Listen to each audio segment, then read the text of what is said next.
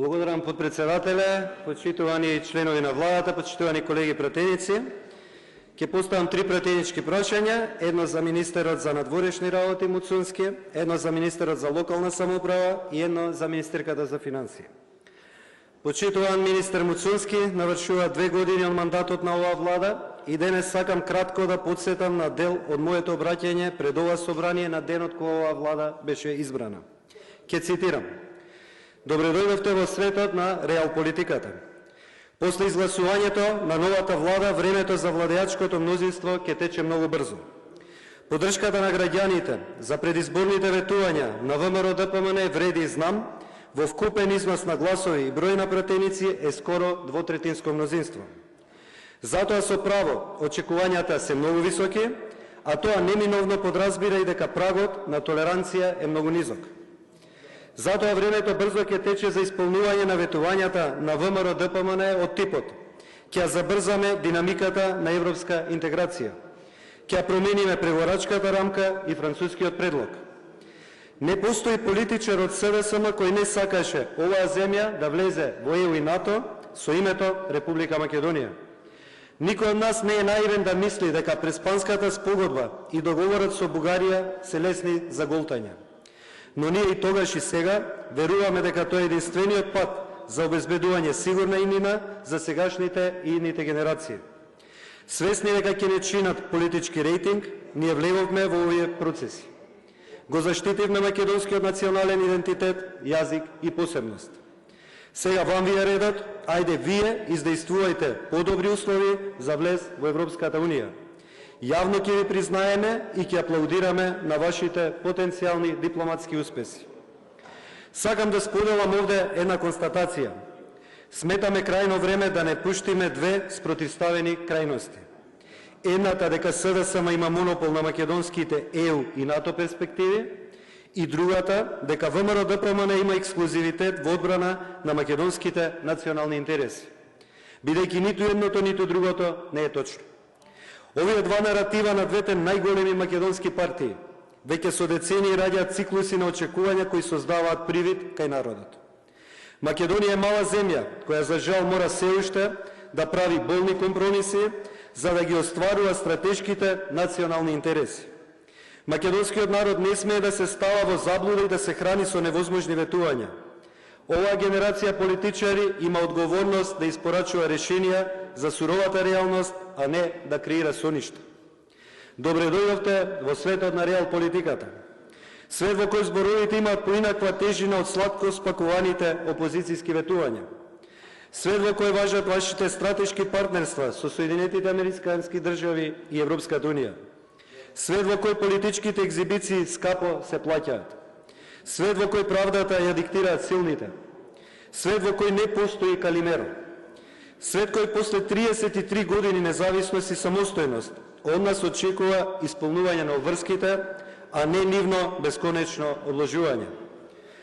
Почитуван министер, после 2 години власт имаме соочување со реалноста, а тоа е дека нема подобрена преговарачка рамка и нема уставни измени со одложено дејство. Едноставно не успеавте да ги спорачате предизборните ветувања. Граѓаните се излажани. Но затоа успеавте 2 години да ја држите државата во целосна стагнација и во статус кво.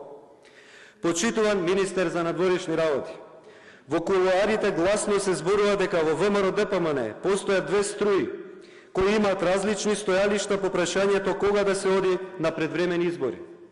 Едната група е за април 2027 година, а другата, во која наводно и вие припаѓате, е за брзи блицкрик избори во октомври или ноември оваа година. Има различни мотиви за брзи предвремени избори. Она што вие го гледате како шеф на дипломатијата е дека опциите за санирање на буџетските приливи од европските земји е врзано со нашиот евроинтегративен пат. Се разбира, тука мора да се заштити ликот и делото на најголемиот патриот, нашиот премиер Христијан Мицкоски. Затоа моето прашање до вас е: дали постои сценарио во кое вие го тестирате во Брисел за техничка влада на чие чело би застанали вие, да ги протурка и уставните измени, со внесување на бугарите во уставот после организирањето на предвремени парламентарни избори оваа година. Затоа и не ја укинавте техничката влада од овие парламентарни избори. Моето второ прашање е за министерот за локална самоуправа. Почитуван министер, за локалните избори во 2025 година, главни политички изборни трофеи на ВМРО-ДПМН беа победите во општина Кичево и општина Карпош. И во овој дел на вистина успеавте да триумфирате, за што ви честитам. Особено голем беше влогот на ВМРО-ДПМН за победа во општина Карпош со кандидатот за градоначалник Сотир Лукровски. После 6 месеци од завршување на локалните избори во општина Карпош имаме овластен советник кој управува со општината и ни за шпекулација за тоа дали градоначалникот Сотир Лукровски е на боледување, дали поднел оставка, дали е на одмор или едноставно е уморен од функцијата. Имајќи предвид дека се работи за прашање од висок јавен интерес, особено за граѓаните на Карпош и Скопје, ве прашувам дали Сотир Лукровски има поднесено и формално оставка од функцијата градоначалник на општина Карпош, а вие тоа го криете од јавноста. Моето трето прашање до министерката за финансии, која не ја гледам тука, очигледно работи онлайн, не со физичко присуство, затоа прашањето го поставувам до заменик министерот. Почитуван заменик министер, едно од главните остварувања со кое се горди оваа влада е заемот од 1 милијарда евра од Унгарија. Заем за кој во Унгарија се покренати истражни постапки. Знаеме дека 500 милиони евра од овој заем беа искористени за враќање на доспеани долгови. Исто така, знаеме дека 250 милиони евра беа наменети за финансирање на проекти во општините, за кои според достапните информации степенот на искористеност е околу 20%, што значи дека средствата се потрошени за други буџетски потреби, а финансирањето на овие проекти ќе се спроведува во текот на оваа и наредните години, што ги става компаниите изведувачи на овие проекти во сериозно незавидна позиција. Исто така знаеме дека 250 милиони евра беа наменети за финансирање на компаниите преку поволни субвенционирани заеми.